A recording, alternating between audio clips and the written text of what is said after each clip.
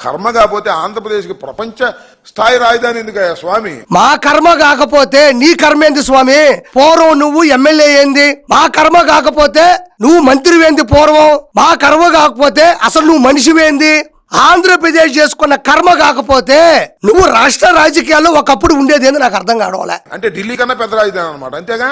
ఏంటో అంత గొప్ప మనం, నాకు అర్థం కాలేదు. ఇక్కడ చూడండి ఎంత చండాలమైనటువంటి మాట అంటే, ఏమంత గొప్ప మనం అంటున్నాడు.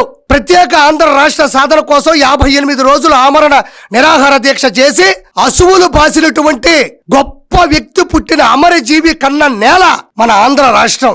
ఎందుకంత గొప్ప అంటున్నాడు? విశ్వవిఖ్యాత నట సార్వభౌమ నందమూరి తారక రామారావు గారు పుట్టిన గడ్డ, తెలుగోడి ఆత్మగౌరవాన్ని ప్రపంచానికి చాటి చెప్పిన విశ్వవిఖ్యాత నట సార్వభౌమ నందమూరి తారక రామారావు గారు పుట్టి పెరిగినటువంటి గడ్డ ఇది.